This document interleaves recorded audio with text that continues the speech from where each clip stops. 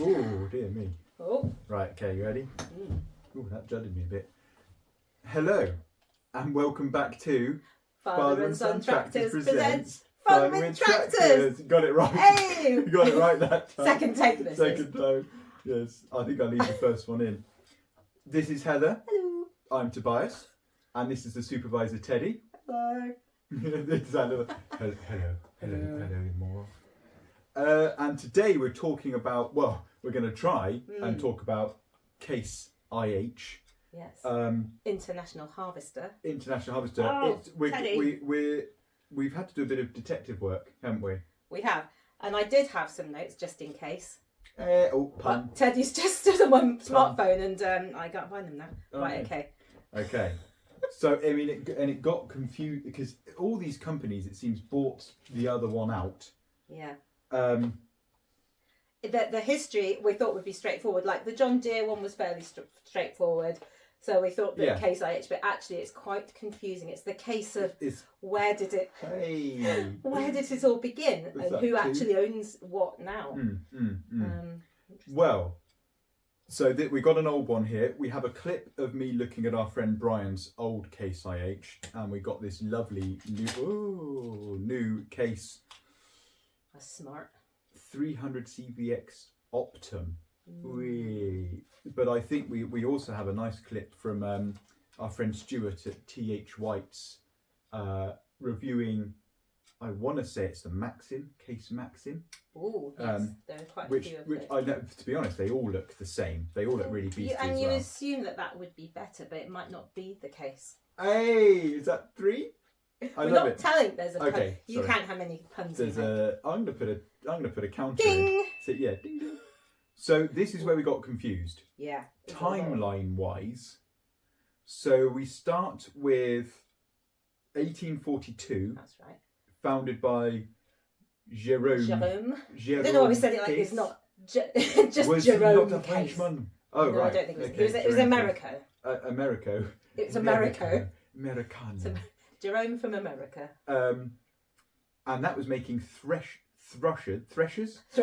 and it was actually a company that I think was called Tenneco at the time, and they were started out building thresher machines. Okay. But then steam engines. They expanded into steam engines, and by 1892 they were the first company to build a diesel tractor in history. I'm not presenting this very eloquently. It was in fact the case that they were the world's biggest sellers, makers, manufacturers, that's the word, of steam engines. Is that the case? It was the case. Wow. Okay. I've completely lost my Wikipedia Completely page. lost your wiki page. I watched it. But Case was formed with a company called Tenneco.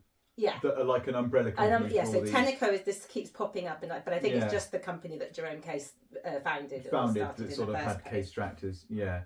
In 1972 they bought David Brown. Yes, from Yorkshire. So awesome tractors. So I didn't realise that David Brown from Yorkshire was actually owned by Case in America. Case in America. Yeah, the case. Yeah. No, the case closed. No, it doesn't. Not yet. The case. You're thinking the plot thickens. The case thickens. I was going to say the case thickens. That's not right. The plot. Okay. I don't know if we count that or not. No. Let's do it. Yeah, big cross. That one. Right. I'm nearly there. Oh, for goodness sake. I've hit it in my atrociously written notes. Right. I'm hit 1985. All right. So they've got David Brown by then. Yeah. Oh. International Harvester already exists. Yes. And in 1985, Case Tenneco bought International Harvester as well to form Case IH. That's right. Which is what we know and love today. These fellows here. They did. It's very confusing. The first case. We're tractor detectives. We really, I mean, if we're getting this wrong, please tell us. But if you look the history up, it's insane how many people or companies have sort of come and gone. This is it, right? In 1987, they launched the Case IH Magnum 7100. Oh. That's the first Case IH tractor. Branded tractor. Wow, okay. 700. That's right. What's that? Oh, that's a 2294. Let's try and find it. I'll see if I can get an image of one of those right now. on screen. This is where nothing happens and just the word nothing appears. Exactly.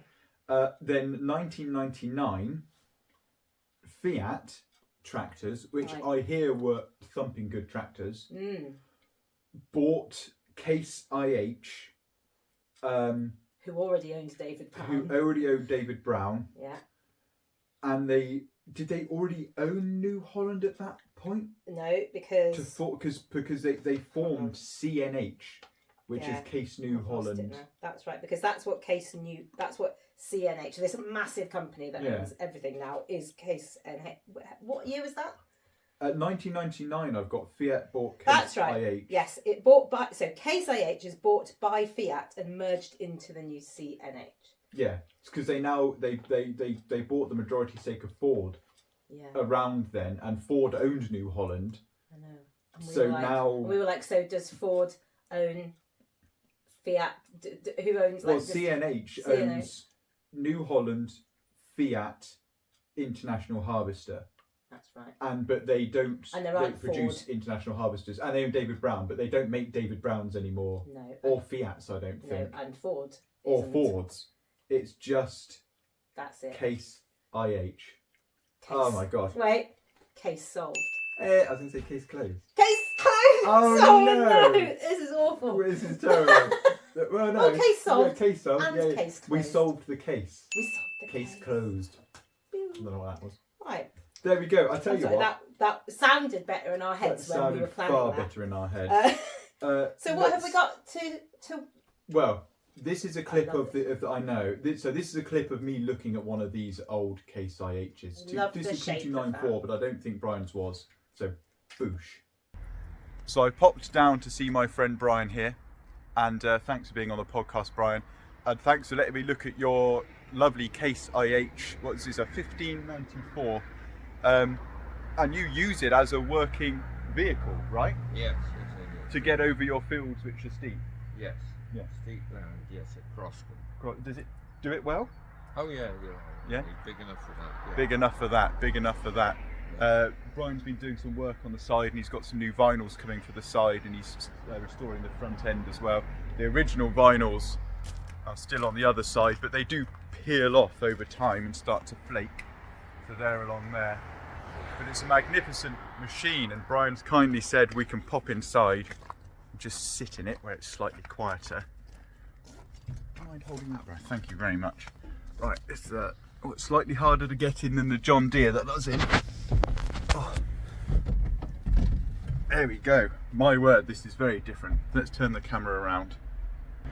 So that's the original dial. I love the dash. I love the Case logo there. So I was in a John Deere a couple of days ago doing a podcast, Brian, and hugely different to this. Hugely different to this. Got all the original shifters here for the PTO and the linkage, and for four-wheel drive. I must say, Brian, it's remarkable condition in here actually for an older machine. Yeah. Got the instructions on the side. It's just absolutely smashing. So yeah, these Case IHs really are incredible machines for their age as well. Do you have a date for this one? Do you know what age he is? I'm not too sure. No? No, I can't tell you. No. Well, if I find out, I'll put it on the screen for the viewers, but I'll pop over and tell you all about it if you like. Yeah. I'll do my research. So yes, Brian uses this one purely for work, and it does everything he needs for all the land he has, particularly the steep fields he has and the four-wheel drive. He's very impressed with it. Yes, so thank you very much, Brian. Thank you for letting me have a look round. And he loves the tractor because of its four-wheel drive capability. All his horses are on this field that's really, really steep. I know back then the models didn't control the steering wheel though. So you push it along and they just like lock up. It's a nightmare as a child. The real tractors steer amazingly. But Brian's really impressed by his Case IH. He just bought it for the four-wheel drive capabilities. He's not a farmer. He uses it to get up his steep fields to his horses. Am I right in thinking that's a 70s, 80s? I would say the shape of it just like looks 80s to me. Sort of 80s, maybe early 90s. I mean, I remember these as a child. Okay. I was born 87. Yeah. So late 80s then. Yes, late 80s. Or 90s. And this is literally, I think this is 2023 kind of model. 24 kind of model, and the steering wheel does work in there. So look at these. I love these. That's a Britain's one. That's a Britain's See, it's an Ace model. It's just not quite as detailed as That's Siku, but it's still awesome. Nice. And I mean, they've changed drastically. So these are both to 132 scale, and they're of a similar. I don't know what you call it. Like horsepower kind of. Right. Oh, really? Yeah. So, well, not a similar horsepower. It's similar area of agriculture. This sort of size tractor. Because you can get bigger cases. Yeah. I actually really like it. It's got like the little screen and everything. So you can see how much they've come along. We could maybe we could pop one in the diorama that you've made and show a little. Yeah. Thing. Yeah, absolutely. Well, that one will be on the diorama on the front cover on the thumbnail, right. So you can see that one right now. I was going to say, look.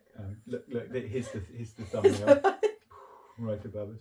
Yeah, no. So there you go. And so Stuart is going to talk about this one because it's not quite this model. Do you know if he mentions this or not? I was going to ask how much are these cost-wise compared to something like this of like a John Deere? He has the price on there. Does it? Oh, excellent. You'd have to have a Google. He tells us the he tells us the price of the Maxim. I think he was reviewing for us.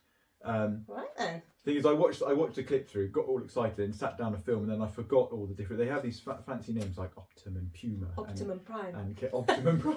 Yes. Hey, there's going to be a Transformers animation somewhere. My name is Case IH Optimum Prime.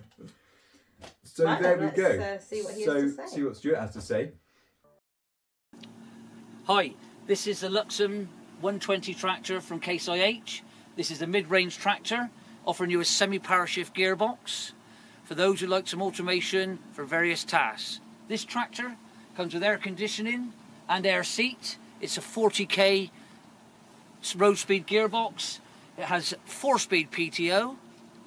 It comes on 38-inch tyres and wheels with front suspension and cab suspension. This is a 4.3 turbo diesel engine, giving you 600-hour service intervals. This tractor gives you the option of a market-leading front suspension. This suspension can be operated from inside the cab, giving you hard, soft and medium control with 4 fixed settings. The Luxem tractor from Case IH gives you a 32-32 gearbox transmission, 16 forward and 16 reverse gears, giving you a semi-power shift for those who like the automatum for those mixed tasks. This tractor also comes with the active clutch control, ideal for loader work. Again, the market-leading Luxem in this range of tractor offers you 4.7 ton lift on the huge lifting rams on the rear of this tractor. 3-point leakage for ease of access. Spools are running at 3 but for extra room for another spool. Ease of access to your PTO. The PTO offers you a 4-speed PTO. This tractor comes with a hydraulic pushback hitch. So the Luxem control centre, the cab of this tractor, offers you ease of access to the air-conditioned seat and the market-winning, leading multi-controller armrest control. This tractor comes with air conditioning, passenger seat, active forward and reverse shuttle on the left-hand side of the steering wheel and also on the multi-controller. The cab also gives you the option to have manual loader controls or the electronic joystick. The Luxem tractor. This comfortable drive can be yours for £1,150 per month.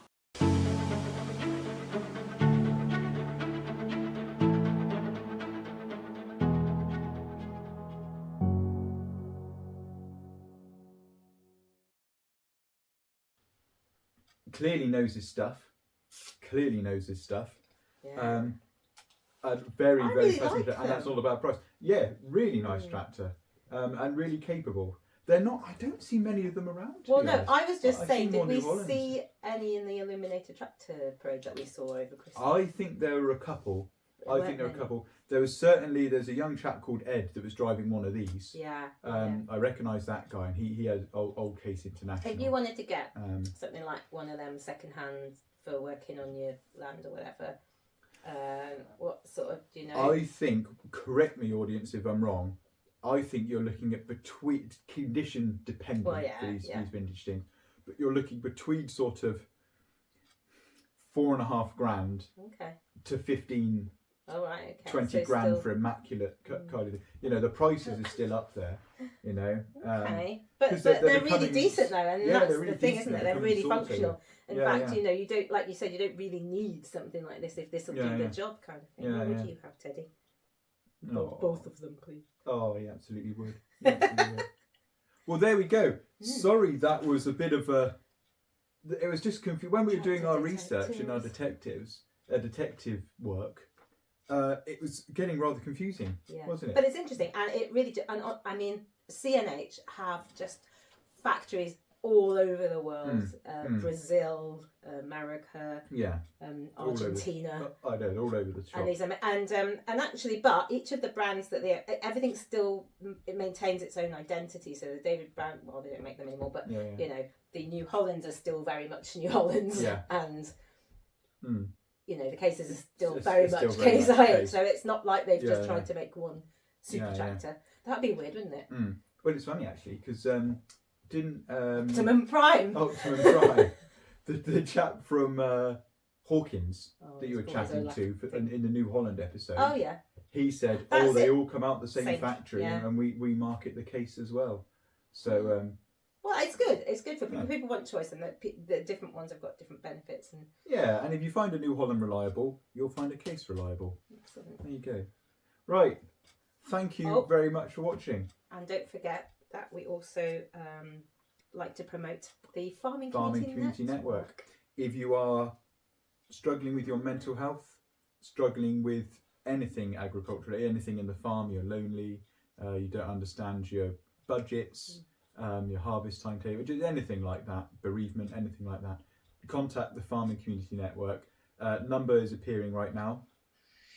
I like doing that and then editing it. And then is the QR code going up there? Right there. Yeah. Good. Well done. We need to get you a little wand. Bing. There you go.